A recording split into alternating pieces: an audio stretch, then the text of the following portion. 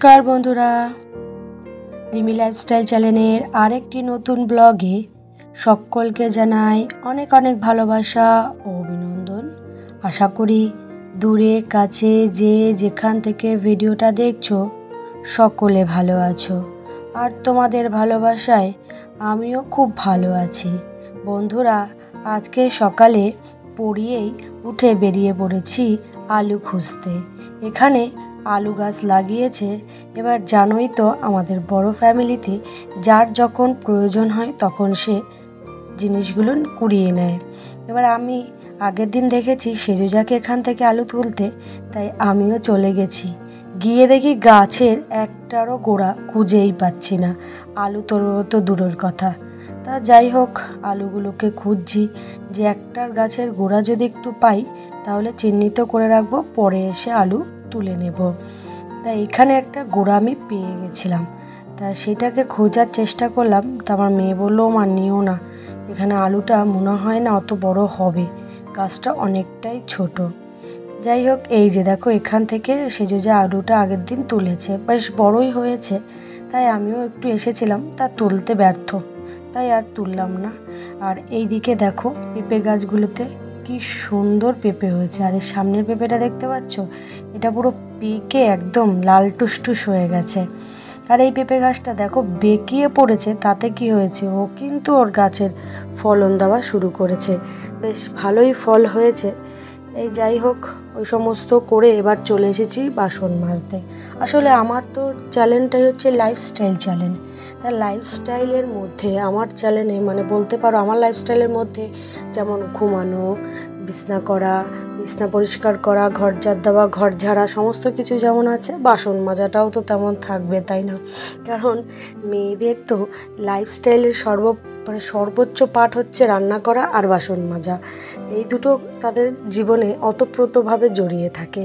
এবার যাদের helping hand আছে তাদের হয়তো তেমন একটা করতে হয় না, তাও যতই যা হোক রান্নার দিকটা কিন্তু মেয়েদেরকে দেখাশোনা করতেই হয়, সে যত শিক্ষিতই হোক না কেন, যতই চাকরি বাকরি করে না কেন। তা যাই হোক, আমারও লাইফস্টাইলের কাজ আমি শুরু করে দিয়েছি। সকালে উঠেই কতগুলো বাসন, আমি আর কে পড়ানোর আগে বাসন মেজে রাখতাম, কিন্তু এখন আর সেটা মাজা হয় না, কারণ রাতে প্রচণ্ড চাপের কাজ করতে হচ্ছে, অর্থাৎ মালের প্রচণ্ড চাপ, তার জন্য সকালে উঠেই বাসনটা মাজাতে হয়। কারণ আমি ভোরবেলা উঠেই ঘর ধোয়া ঝাড় দিয়েই একটু মেশিন করে তারপরে পড়াতে বসে যাই, তাই সকালে আর বাসনটা মাজা হয় না। তাই আমি কি করি, পড়িয়ে উঠে তারপর বাসনটা মাজি। এদিকে ভাতটাও বসিয়ে দিই, যদি হাঁড়ি ঠাড়ি আমি আগে থেকেই ধুয়ে রাখি, ভাত বসিয়ে দিয়ে বাসনগুলো মাজা করি। আর কি করব, তাড়াহুড়ো করে সমস্ত কাজ করলে একটু কাজটা তাড়াতাড়ি করে হয়ে যাবে। যাই হোক, তাড়াহুড়ো করেই বলতে পারো সকালবেলাটা আমার কেটে যায়। সকালবেলাটা তো ঠিক এরকমভাবেই কাটতে থাকে। যাই হোক, তোমাদের সেই রোজকারে একটাই অনুরোধ করব, ভিডিওটা একটু লাইক দিয়ে দেখা শুরু করো। আর যদি ভিডিও শেষের কোনো অংশ তোমাদের খুব ভালো লেগে থাকে তাহলে সুন্দর একটা কমেন্ট করে আমার পাশে কিন্তু অবশ্যই থেকো। তোমরা যদি পাশে না থাকো আমি একদিনও এক পাও এগিয়ে যেতে পারবো না। যাই হোক, বাসন মেজে ছাদে গেছি, নিজের ভাত বসিয়ে রেখেছে। শাশুড়ি বলছে ভাতের জালটা একটু দেখো, আমি একটুখানি নিচ থেকে আসি, তাই আবার ওনার আলুগুলো মেলে দিয়েছি আর ওদিকে ভাতটা দেখছিলাম। যাই হোক, ওনার রান্না উনি করছেন, আমি এদিকে আলুগুলো দেখলাম বেশ সুন্দরভাবে রেখেছে। আমার আলু রাখার জায়গা পাচ্ছি না, আমিও ভাবছি কোথায় রাখবো। এইভাবে আলু রাখলে না আলু নষ্ট হয় না সহজে। আর এই দেখো 50 টাকা দিয়ে একটু বাজার করে এনেছি মেয়েকে দিয়ে। এনেছি কটা লঙ্কা আর একটু কুমড়ো আর ডাঁটা। আর আদাটা হচ্ছে কি আগে আমার মা পাঠিয়েছিল, তার জন্য ওটা আর ঢালা হয়নি, আজকে ঢেলে নেব। ঢেলে সবাইকে একটু একটু দিলে আমার একটু রাখবো, হয়ে যাবে। আসলে আমার একটু কম দামে পেয়েছিল তো, আর তার জন্য নিয়ে এসেছে। আর এই দেখো বন্ধুরা, তোমাদের যদি পুরনো কোনো কাপড় বা জামা, মেয়েদের কুর্তি, যদি নাইটি সব ফেলে না দিয়ে তোমরা যদি এরকম সুন্দরভাবে আসন বানাতে পারো কিন্তু খুব ভালো হবে। আমার শাশুড়ি কিন্তু ওই ফেলে দেওয়া শাড়ির টুকরো দেখো, আর বলতে পারো পার মিলিয়ে কি সুন্দর হাতে সেলাই করে দিয়েছে। আমার ছেলেকে আসন বানিয়ে দিয়েছে। আসনটা কিন্তু বেশ সুন্দর হয়েছে। তা আমাকে আবার বললো, দেখো আমি তো হাতে সেলাই করেছি, হাতে সেলাই করলে না তেমন একটা খুলে যাওয়ার ভয় থাকে, যদি একটা দড়ি টান দিলে সমস্ত সেলাইটা খুলে যাবে, তাই তুমি একটু সাইড দিয়ে পুরো মেশিনে সেলাই করে দেবা। আমার আবার এসব করার সময় নেই, উনি এগুলো করেন, কিন্তু খুব কাজের জিনিস, কিন্তু বেশ ভালোই লাগে। দেখো আসনটা কত সুন্দরভাবে তৈরি করেছে, বলবে কেউ যে এটা হাতের সেলাই করে তৈরি করা, মেশিনে না।